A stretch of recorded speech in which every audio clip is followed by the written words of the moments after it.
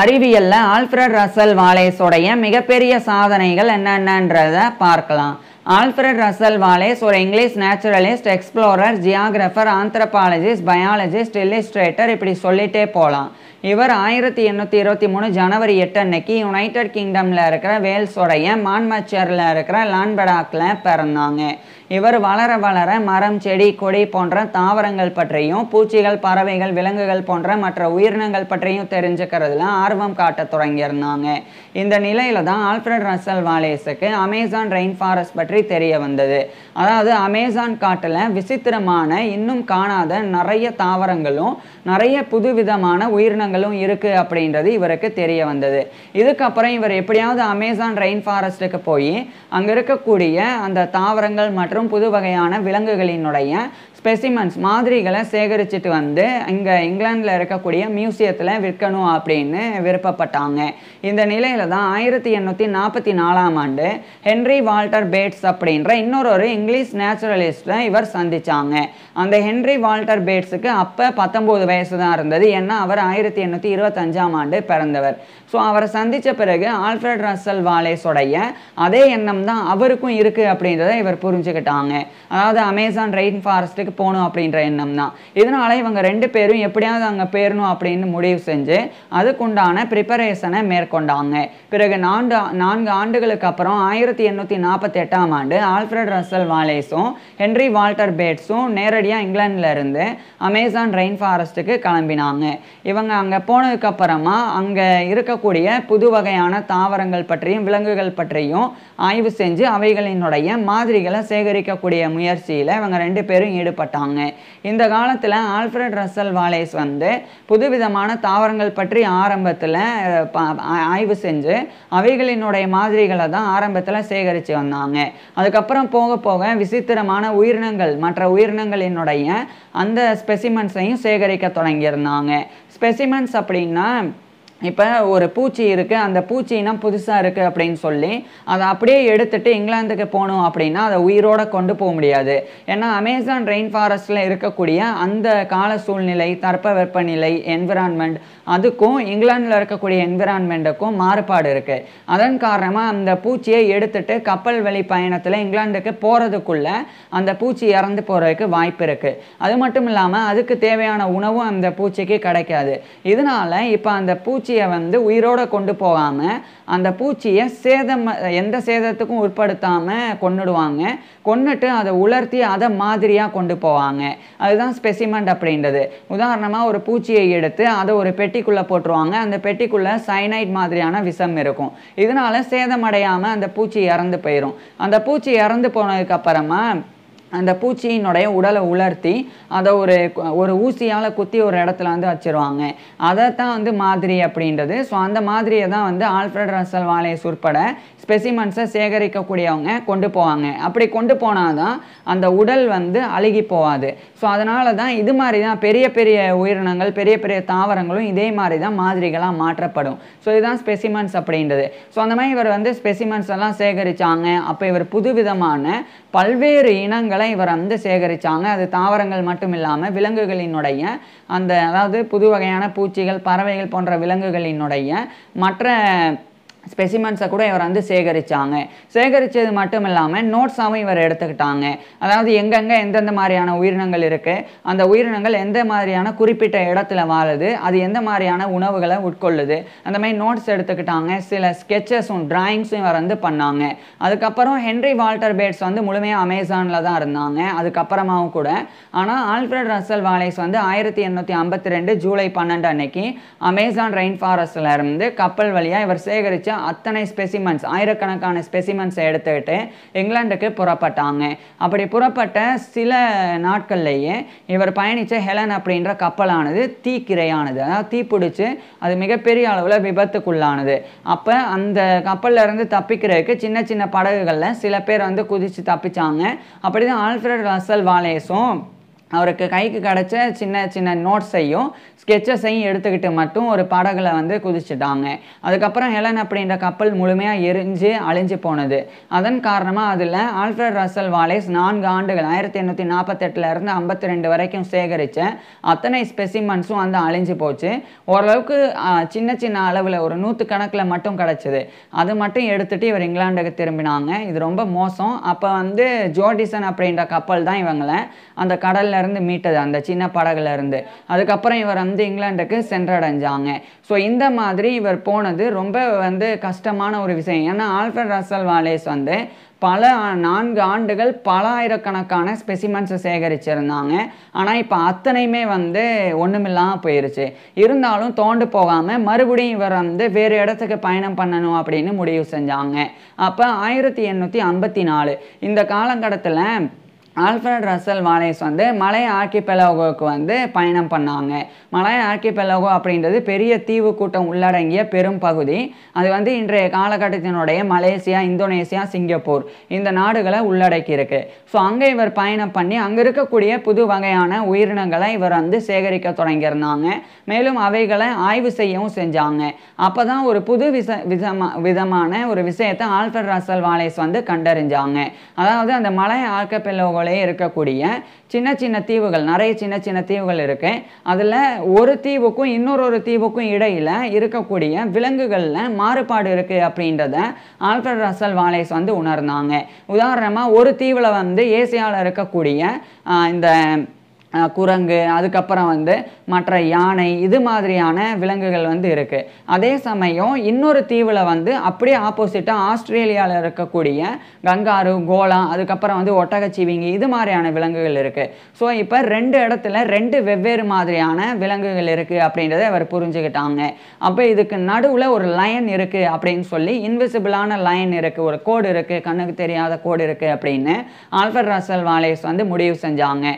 அதாவது இப்போ ஆசியாவில் ஒரு வகையான விலங்குகள் இருக்கும், அது மாதிரியான விலங்குகள் ஆஸ்திரேலியாவில் இருக்காது. ஆஸ்திரேலியாவில் இருக்கக்கூடிய கங்காரு போன்ற விலங்குகள் ஏசியாவில் இருக்காது. அப்படி இருக்கும்போது இந்த மலை ஆர்கிபெலாகோவில் இருக்கக்கூடிய சின்ன சின்ன தீவுகளுக்கு இடையிலேயே இந்த வேறுபாடு இருந்தது.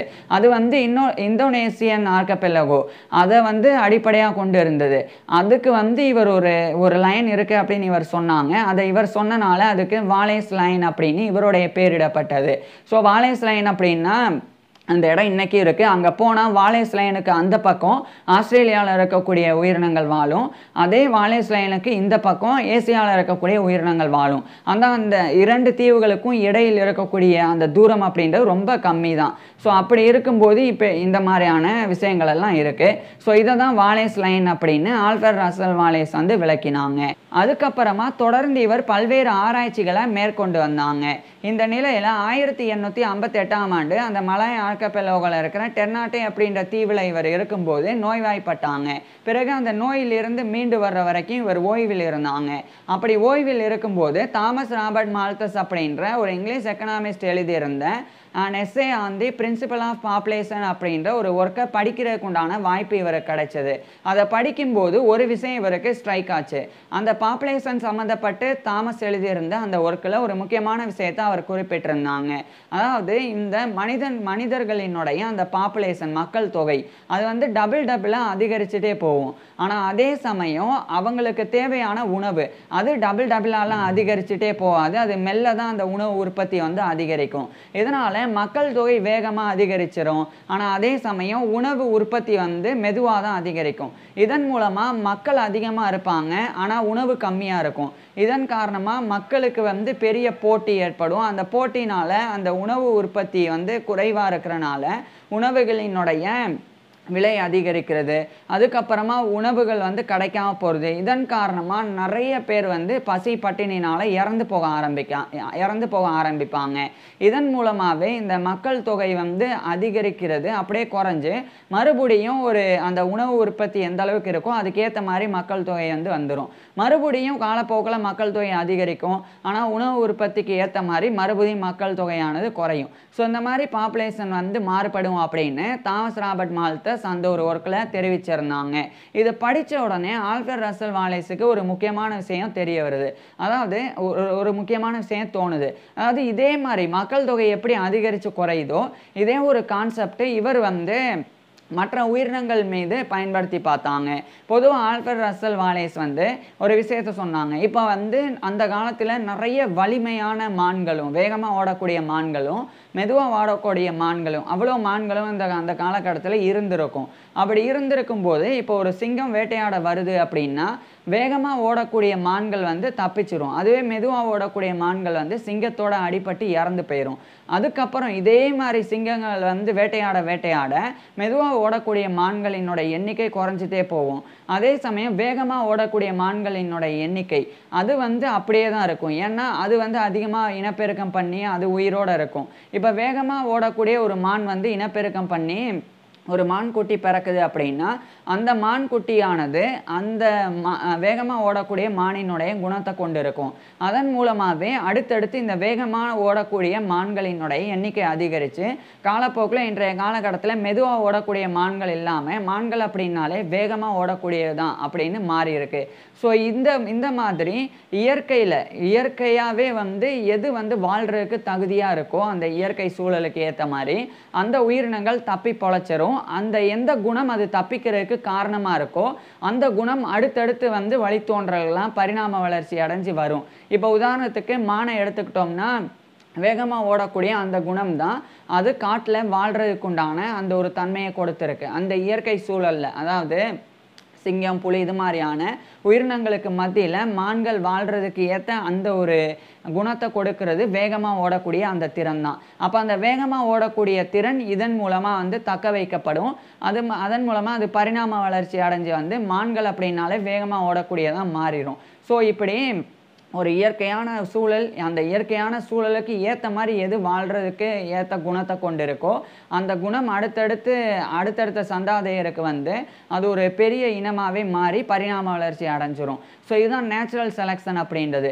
இந்த ஒரு விஷயம் ஆல்ஃபிரட் ரசல் வாலேஸுக்கு தோன்றினது. அதுக்கப்புறம் இது பற்றி ஏற்கனவே சார்ல்ஸ் டார்வின் அப்படின்ற ஒரு இங்கிலீஷ் நேச்சுரலிஸ்ட் கிட்டத்தட்ட 20 ஆண்டுகள் ஆய்வு செஞ்சு வரார் அப்படின்றதும் ஆல்ஃபிரட் ரசல் வாலேஸுக்கு தெரிய வந்தது. இதனால ஒரு எஸ்ஸேவை இது சம்மந்தப்பட்ட எழுதி சார்ல்ஸ் டார்வினுக்கு இவர் அனுப்பினாங்க. உடனே சார்ல்ஸ் டார்வின் வந்து ஆச்சரியப்பட்டாங்க. ஏன்னா 20 ஆண்டுகள் கிட்டத்தட்ட இவர் வந்து உழைச்சி இதை பற்றி ஆய்வு செஞ்சு வர்றத சில காலங்கள்லேயே ஆல்ஃபிரட் ரசல் வாலேஸ் வந்து உணர்ந்திருந்தாங்க. அதுக்கப்புறம் சார்ல்ஸ் டார்வின் வந்து ஆல்ஃபிரட் ரசல் வாலேஸ் கிட்ட கடித தொடர்பு கொண்டு இவங்க 2 பேரும் அதை ஒரு பேப்பராக எழுதணும் அப்படின்னு முடிவு செஞ்சாங்க. அதுக்கப்புறமா அது ஒரு ரிசர்ச் பேப்பராகவே ஆல்ஃபிரட் ரசல் வாலேஸும் சார்ல்ஸ் டார்வினும் எழுதி அதே 1858ஆம் ஆண்டு on the tendency of species to form varieties and on the perfection of varieties and species by natural means of selection அப்படின்ற டைட்டிலில் 1858ஆம் ஆண்டு லின்னேயன் சொசைட்டி ஆஃப் லண்டன், அது இங்கிலாந்தில் இருக்கிற லண்டனில் இருக்குது, அங்கே சமர்ப்பித்தாங்க. இது 2 தலைப்பாக இருக்குது. அதில் ஒரு தலைப்பு ஃபஸ்ட்டு தலைப்பை ஆல்ஃபிரட் ரசல் வாலேஸ் எழுதியிருந்தாங்க, 2ஆம் தலைப்பை சார்ல்ஸ் டார்வின் எழுதியிருந்தாங்க. ஸோ 2ம் இணைஞ்சு நேச்சுரல் செலெக்ஷன் அப்படின்ற ஒரு தியரியை முன்மொழிஞ்சு அதில் எழுதியிருந்தாங்க. So theory of evolution by natural selection இந்த கான்செப்ட் 1858ஆம் ஆண்டே உருவாகிருச்சு. அதுக்கப்புறம் தான் 1859ஆம் ஆண்டு சார்ல்ஸ் டார்வின் வந்து on the origin of species அப்படின்ற ஃபேமஸான ஒரு புக்கை வெளியிட்டு அதில் மனிதன் எப்படி குரங்கிலிருந்து வந்தான் இது மாதிரியான பரிணாம வளர்ச்சி கோட்பாடை கொடுத்திருந்தாங்க.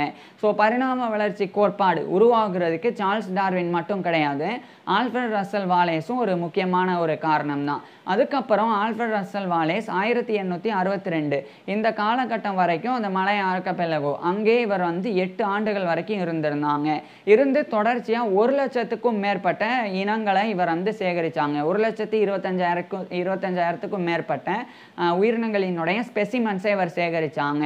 அதில் ஆயிரக்கணக்கான ஸ்பெசிமன்ஸ் ஆனது புதிய உயிரினங்கள், அதனால் வரைக்கும் அந்த உலகத்தில் கண்டறியப்படாத புதிய வகையான உயிரினங்களினுடைய மாதிரிகளாக இருந்தது. ஸோ அவைகளை ஆல்ஃபிரட் ரசல் வாலேஸ் வந்து சேகரிச்சிருந்தாங்க. சேகரிச்சுட்டு போனதுக்கு அப்புறமா அதை பற்றி பல்வேறு விஷயங்களை இவர் வந்து வெளியிட்டாங்க. அதில் ஃபஸ்ட்டு கான்செப்ட் ஆஃப் ஸ்பீசியேஷன் அப்படின்றது. அதாவது கான்செப்ட் ஆஃப் ஸ்பீசியேஷன் அப்படின்னா என்னென்னா, இப்போ ஒரு உயிரினம் தான் இருக்குது. அந்த ஒரு ஸ்பீசிஸ் அப்படின்னா இனம், அந்த ஒரு இனமே 2 இனமாக வந்து மாறும். அதுதான் வந்து கான்செப்ட் ஆஃப் ஸ்பீசியேஷன் அப்படின்றது. அது எப்படி நடக்குது அப்படின்றத ஆல்ஃபிரட் ரசல் வாலேஸ் வந்து தெரிவித்தாங்க. இப்போ உதாரணத்துக்கு வந்து குரங்குகள், மனித குரங்குகள், கொரில்லாக்கள், மனிதர்கள் இதெல்லாமே வந்து ஒரே இனத்திலிருந்து பிரிஞ்சு வந்தது அப்படின்னு இன்னைக்கு நம்ம கேள்விப்படுறோம். அது எப்படி நடக்குது அப்படின்றத ஆல்ஃபிரட் ரசல் வாலேஸ் வந்து உணர்த்தினாங்க. உதாரணமாக இப்போ ஒரு வகையான குரங்குகள் ஒரு பெரிய மலையில் வாழுது அப்படின்னு வச்சுக்குவோம். இப்போ அந்த மலை வந்து ஏதோ ஒரு நிலநடுக்கமோ அல்லது வேறு ஏதோ பாதிப்பினால 2ஆக பிளக்குது. பிளந்த உடனே அந்த ஒரு மலை 2 மலையாக மாறிடுது. அப்போ நடுவில் ஒரு பெரிய பள்ளத்தாக்கு இருக்குது. இந்த பெரிய பள்ளத்தாக்கு உருவாகிறனால இந்த ஒரு மலையில இருந்த அத்தனை குரங்குகளும் இப்போ 2 மலையில் வெவ்வேறு இனக்குழுக்களாக மாறிடும். அதாவது ஒரே இனத்தை சேர்ந்த குரங்குகள் தான், ஆனால் அந்த குரங்குகள் அவ்வளோ பெரிய மலையில் எல்லா இடத்துலையும் வாழ்ந்திருக்கும். மலை பிரிஞ்சு நடுவில் பள்ளத்தாக்கு உருவான உடனே இந்த பக்கம் வாழ்ந்த குரங்குகள் இந்த பக்கமும், இந்த பக்கம் வாழ்ந்த குரங்குகள் இந்த பக்கமும் போய் இப்படி பிரிஞ்சு இருக்கும். இப்படி பிரிஞ்சு பல ஆண்டுகள், பலாயிரக்கணக்கான ஆண்டுகள் அப்படியே நகரும். அப்படி நகர அதாவது இந்த 2 பள்ளத்தாக்கில் இறங்கி அந்த குரங்குகள்னால வர முடியாமல் 2 இடத்துல தனித்தனியாகவே அந்த குரங்குகள் வந்து வாழும். இப்படி வாழ பலாயிரக்கணக்கான ஆண்டுகள் போகும். இப்படி போக இந்த 2 மலைகளாக பிரிஞ்ச இடத்துல ஒரு மலையில் இருக்கக்கூடிய வெப்பநிலை ஒரு மாதிரியும், இன்னொரு பக்கம் இருக்கக்கூடிய வெப்பநிலை இன்னொரு மாதிரியும் மாறுறதுக்கு வாய்ப்பு இருக்கு. உதாரணத்துக்கு நான் சொல்றேன், இது ஒரு மலையா இருந்து 2 மலையா மாறிடுச்சு. இதுதான் கிழக்கு, இதுதான் மேற்கு அப்படின்னு வச்சுக்குவோம். இப்போ கிழக்கு பக்கம் வந்து அதிகமாக சூரியன் வந்து விழுந்து அதிகமான சூரிய ஒளி கிடைக்கும். அது வரைக்கும் இந்த பக்கம் வந்து பெருசாக வந்து இந்த மலையில் வந்து சூரிய ஒளி விழாது. அது போக மேற்கில் மறைய தான் இங்கே சூரிய ஒளி விழும். ஆனால் மேற்கில் மறையக்கூடிய சூரிய ஒளி வந்து அவ்வளோ பவர்ஃபுல்லாக இருக்காது. அப்போ இங்கே அதிகமான வெப்பம், இங்கே கம்மியான வெப்பம் தான் இருக்கும். இங்கே அதிகமான வெப்பம் இருக்கிறனால அதுக்கேற்ற மாதிரியான தாவரங்கள், அதே மாதிரி மற்ற உயிரினங்கள், பழங்கள் எல்லாமே வந்து உருவாகும். அதே மாதிரி தான் இங்கே ஏற்ற சூழலுக்கு ஏற்ற தாவரங்கள் எல்லாம் உருவாகும். இப்போ இந்த பக்கம் இருக்கக்கூடிய குரங்குகள் இங்கே இருக்கக்கூடிய சூழலுக்கு ஏற்ற மாதிரி உணவுகளை சாப்பிட்டு அதனுடைய உடல் அமைப்பு கொஞ்சம் கொஞ்சமாக மாற ஆரம்பிக்கும். இந்த பக்கம் இருக்கக்கூடிய குரங்குகளுக்கும் அதே மாதிரி தான். இப்போ இன்னொரு உதாரணம், இந்த பக்கம் வந்து இருக்கக்கூடிய மலையில் தாவரங்கள் வந்து குறைஞ்சி போயிடுச்சு அப்படின்னு வச்சுக்குவோம். இந்த பக்கம் அதிகமான தாவரங்கள் இருக்குது அப்படின்னு வச்சுக்குவோம். இந்த பக்கத்தில் இருக்கக்கூடிய குரங்குகளுக்கு தாவரங்கள் குறைஞ்சிட்டனால, அது அதிகமாக தாவரங்கள் இருந்தால் மரத்துக்கு மரம் தாவும். ஆனால் தாவரங்கள் குறைஞ்சிட்டனால அது கொஞ்சம் கொஞ்சமாக எழுந்து 2 காலில் நடக்க ஆரம்பிக்கும். அதே இந்த பக்கம் இருக்கக்கூடிய மலையில் இருக்கக்கூடிய அதிகமான தாவரங்கள் இருக்கிறனால அந்த குரங்குகள் எல்லாம் தாவரங்கள்லேயே தாவி இன்னும் 4 காலிலேயே நடந்துகிட்டே இருக்கும். இப்படியே காலப்போக்கில் இந்த ஒரு இனம் வந்து ஆயிரக்கணக்கான ஆண்டுகளுக்கு பிறகு 2 இனங்களாக மாறி இருக்கும். ஒன்று வந்து அதிக வெப்பநிலையை கொண்டிருக்கிறனால அதனுடைய உடலில் வந்து முடி ரொம்ப கம்மியாக இருக்கும். அது கொஞ்சம் எழுந்து நின்று நடக்கிற மாதிரி, அடிக்கடி எழுந்து நின்று நடக்கிற மாதிரி மாறி இருக்கும். அதே இந்த பக்கம் இருக்கக்கூடிய குரங்குகளினுடைய உடலில் அதிகமான முடி இருக்கும். அதே மாதிரி 4 காலிலேயே நடக்கிற மாதிரி இருக்கும். அங்கே இருக்கக்கூடிய உணவு முறைகள் மாறுபடும். அதுக்கு தேவையான பல்வேறு விஷயங்களும் மாறுபடும். உதாரணமாக அதை வேட்டையாடக்கூடிய உயிரினங்கள் இந்த மலையிலையும் வெவ்வேறு விதமாக இருக்கலாம். அதை புரிகிற மாதிரி சொல்லணும் அப்படின்னா, இந்த பக்கம் வந்து இப்போ சிங்கக்கூட்டம் இருக்குது இதை வேட்டையாடுறதுக்கு அப்படின்னா, இது தாவரங்களில் ஏறி தப்பிச்சிரும். அதே சமயம் இந்த பக்கம் இருக்கக்கூடிய அந்த குரங்கினம் அதை வந்து வேட்டையாடுறதுக்கு மற்ற ஏதோ ஒரு உயிரினம் வந்து இருக்குது அப்படின்னா, அப்போ அதுக்கேற்ற மாதிரி அது தப்பிக்கிறதுக்கு வாழ்க்கையை மாற்றிக்கும். இதை இன்னும் சிம்பிளாக புரிகிற மாதிரி சொன்னால், இந்த 2 மலைகளில் 2 விதமான அணில்கள் இருக்குது அப்படின்னு வச்சுக்கோம். ஒரே இனம் தான், ஆனால் அது 2ஆக பிரிஞ்சிருச்சு. இப்போ இந்த பக்கம் இருக்கக்கூடிய அணில்களுக்கு வெவ்வேறு விதமான வேட்டையாடக்கூடிய விலங்குகள் இருக்குது. அப்போ அதுக்கிட்ட இருந்து தப்பிக்கிறதுக்கு துள்ளி குதிச்சு தான் போகணும், தாவரத்தில் ஏறி போனால் வேலைக்கு ஆகாது அப்படின்னு இருக்குன்னா, அப்போ அதுக்கேற்ற மாதிரி துள்ளி குதிச்சு போகும். அப்போ துள்ளி குதிச்சு போக அதுக்கேற்ற மாதிரி உடல் அமைப்பு மாறும். இந்த பக்கம் இருக்கக்கூடிய அணில்களுக்கு மரத்தில் ஏறினா தான் சாவு கிடையாது அப்படின்ற நிலை இருந்தால் அது நேராக போய் மரத்தில் தான் ஏறும், துள்ளிலாம் குதிக்காது. அப்போ அது மரத்தில் ஏறக்கூடிய அந்த தன்மை அதிகரித்து அதுக்கேற்ற மாதிரி உடல் அமைப்பு மாறும். ஸோ இந்த மாதிரி ஒவ்வொரு விஷயமும் வந்து மாறிட்டே போய் ஒரே இனம் 2 இனமாக மாறிடும். இதுதான் கான்செப்ட் ஆஃப் ஸ்பீசியேஷன் அப்படின்றது.